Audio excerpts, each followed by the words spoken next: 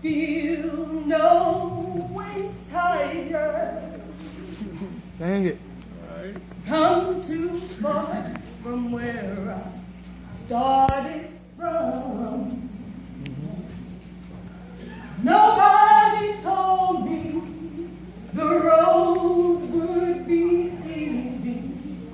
I don't believe you brought me this far to leave me. Oh Lord, I don't believe you brought me this far to leave me.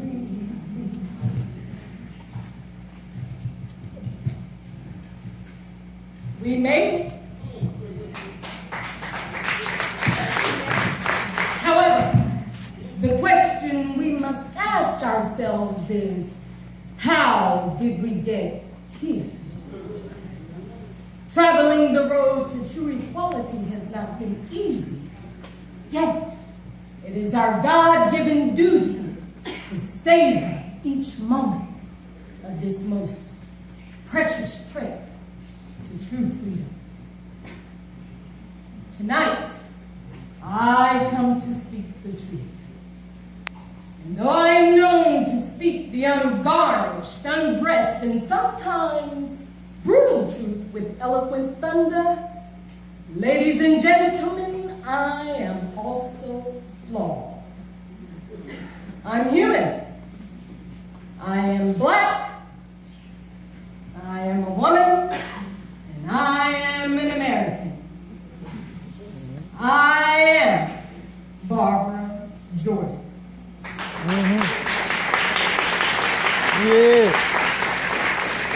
It was during a season such as this, in fact, July 12th, 1976 to be exact, when I was selected to address the Democratic National Convention in New York City.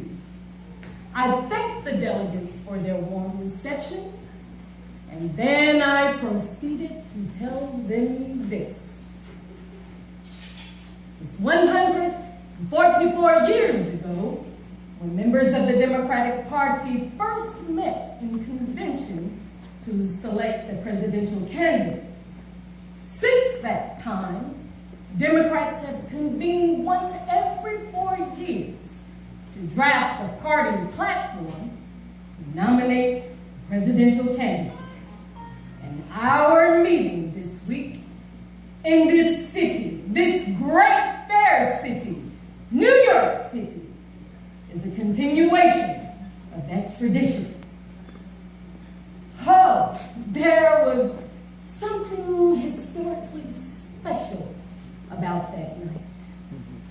For in that night, I, Barbara Jordan, became the first African-American and woman to deliver the keynote speech of the Democratic Party's presidential convention.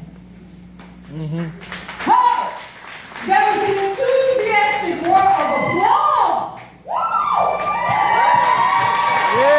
Yes, we were. However, many in the crowd that night were like some of you in the audience tonight. You're sitting there thinking, that name sounds familiar. That voice, I know I've heard that voice before, I just can't seem to place it. Well, fret not if you have no clue who I am. You're in good company. I have trod the front lines in the wars against injustice and denied civil liberties. I have served on the high and low seats of local, state, and national politics. I am the first African-American woman to serve in the sovereign state of Texas's state senate. I am the first African-American elected to that august body since 1883. Oh yeah, you're in good company tonight. Yeah. I have 31. You can come to my office and count them. 31. Just make an appointment. 31 honorary doctorates from the likes of Harvard, Princeton, Notre Dame, Brandeis, Wake Forest, William and Mary, Tuskegee Institute, and every historically black college and university in this country. You're in really good company tonight. I have been humbled by the plethora of accolades for my life. You know, in 1976, Time magazine named me one of the 10 women of the year. And you know I asked them what number I was. They didn't tell me. They just laughed and said, Barbara, don't you start nothing in here tonight. In 1994, William Jefferson Clinton, our president, you know Bill. Yes, he conferred upon me the Presidential Medal of Freedom. I even have the unique honor of having a United States Forever postage stamp bearing my image. And yet the question still remains, how did we get here? Come on, Texas. If it had not been for the Lord on my side. That's right. Tell me what will I like be? that, Texas. Yeah. Where would I be? I love to sing. Yeah. You know, mostly in the shower. My dad, you know, some of you know him, the good Reverend Benjamin Meredith Jordan. My daddy, I used to love to sing in his choir.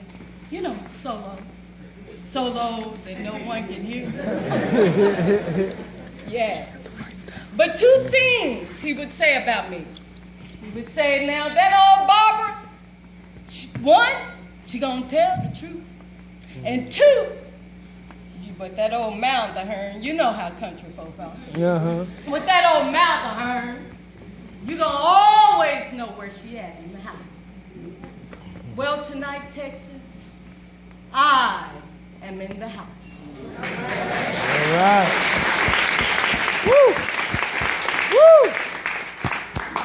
We are a people in a quandary about the present. Yeah. We are a people in search of our futures. We are a people in search of our national community identity.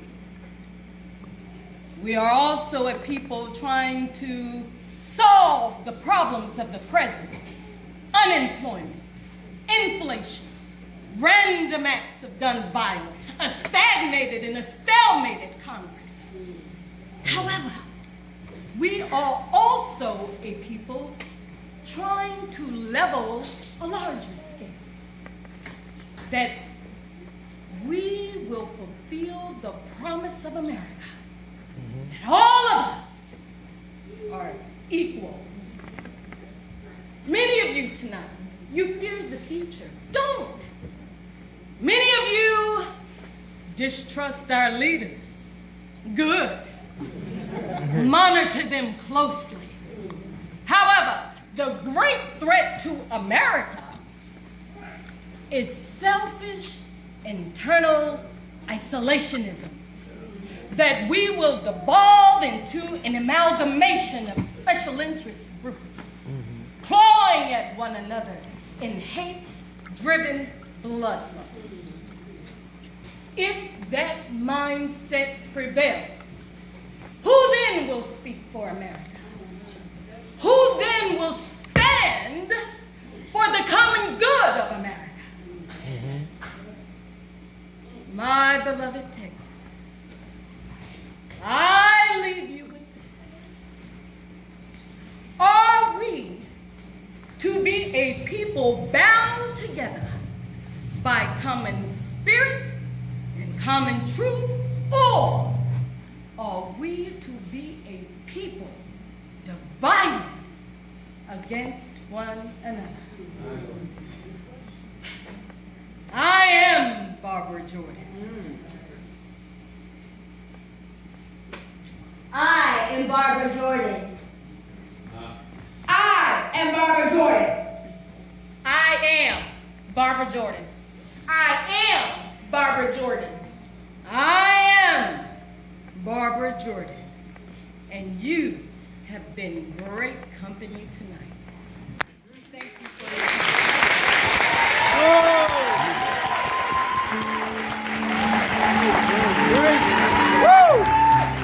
Yeah.